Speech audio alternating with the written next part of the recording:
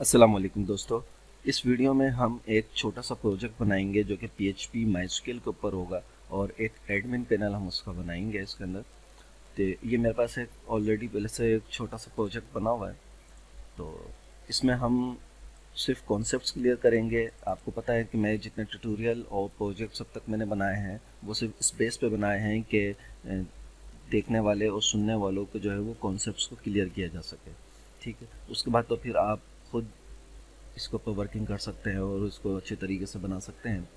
तो इसी तरह ये एक छोटा सा प्रोजेक्ट है जो कि शायद 4 या 5 वीडियोस पर होगा। तो इसके अंदर भी कॉन्सेप्ट्स यही क्लियर करने की कोशिश मैंने की है कि किस तरीके से हम PHP और MySQL को यूज़ करते हुए हम एडमिन पैनल या पूरा एक अपना CMS का प्रोजेक्ट वगैरह कैसे बना सकते हैं।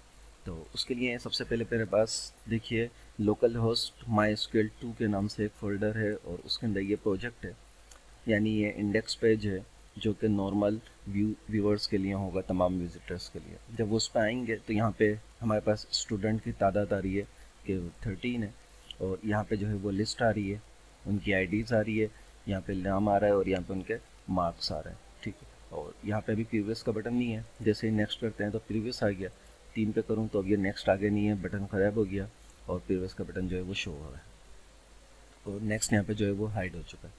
ठीक है, एक चीज़ इसमें यह हो गई जो कि नॉर्मल तमाम विजिटर्स के लिए।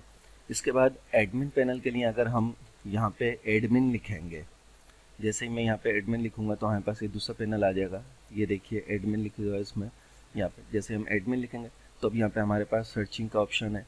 ठीक है, और यहाँ पे हमारे पास इंसर्ट न्यू रिकॉर्ड हम कर सकते हैं। स्टूडेंट का नेम लिखें, उसके मार्क्स लिखें, रिकॉर्ड इंटर कर दें।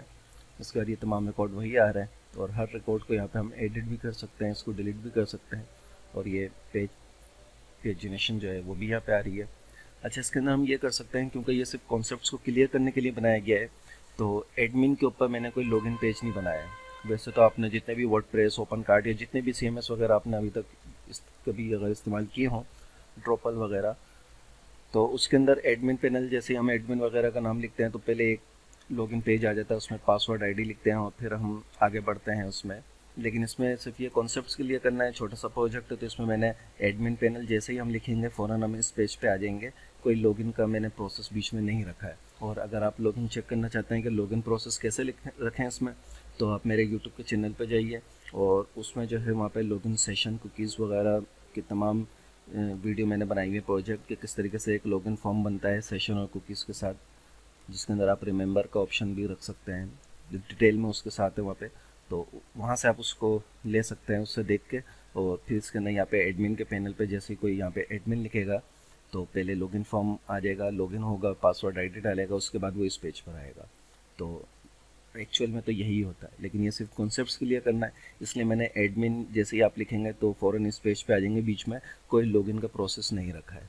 ठीक है, और ये तमाम का तमाम काम जो है वो हमारा पीछे MySQL के अंदर हो रहा है। यहाँ पे ये देखिए जैसे इसकी ID 16 है, जावेद अली 68, तो ये देखिए यहाँ पे 16 जावेद अली 68, इसको हम यहाँ से एडिट भी कर सकते हैं। जैसे ही एडिट करा तो ये जवाद अली और 68 लिखा हुआ आ रहा है, इसको मैं सेव कर दूँ, चेंज करके 70 कर देता हूँ और यहाँ से इसको सेव कर दें। तो वापस कंटिन्यू पे गए तो ये देखिए 70 पे आ गया। इसी तरीके से अगर मैं इसको यहाँ से डिलीट करूँ तो ये बोले ठीक है रिकॉर्ड डिलीट सक्सेसफुली, कंटिन्यू करा, यहाँ से वो डिलीट हो गया और ये पन्ना नंबर पे आ गया।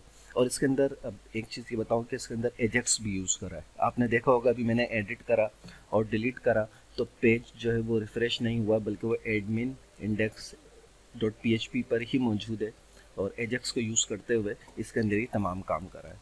ठीक है, तो अब ये पूरा प्रोजेक्ट किस तरीके से बना है, किस तरह हमने इस पर काम करा है, मेरे पास पूरी कोडिंग मौजूद है। चाहूँ तो मैं इसी कोडिंग के ऊपर आपको जो है वो गाइड कर दूँ, लेकिन मैं ये पूरा प्रोजेक्ट जो है एक अलग नाम से फ़ोल्डर बना के उसके अंदर अलग से ये कोडिंग पूरी बनाऊंगा ताकि आप लोगों को अच्छी तरीके से समझ में आ सके।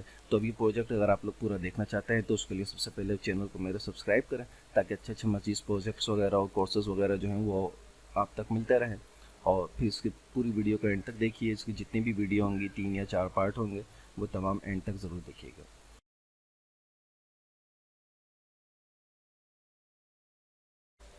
जी दोस्तों, सबसे पहले मेरे पास प्रोजेक्ट के फ़ोल्डर के अंदर मैं एक फ़ोल्डर और बना लेता हूँ यहाँ पे स्कूल के नाम से। ठीक है, और इसके अंदर मैं एक फ़ोल्डर बनाता हूँ जो कि एडमिन के नाम से होगा, और इसके अंदर एडमिन की तमाम फाइलें हम रखेंगे। एक फ़ोल्डर हमारे पास होगा CSS के नाम से, एक फ़ोल्डर हमारे पास होगा JS जिसके अंदर जावास्क्रिप्ट वगैरह का हम काम करेंगे, और एक हमारे पास फ़ोल्डर होगा फ़ॉन्ट्स के नाम से, ठीक है। और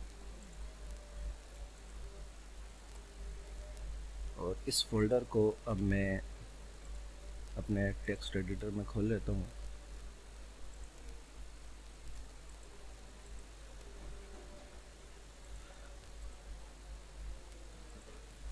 ठीक है, अब यहाँ पे मैं एक सबसे पहले एडमिन का जो पेज है उस पेज के अंदर एक फ़ाइल बनाता हूँ, और उसे कनेक्शन की एक फ़ाइल बनाऊँगा जो कि डेटाबेस से कनेक्ट होगी। ठीक है, इसको सेव करता हूँ।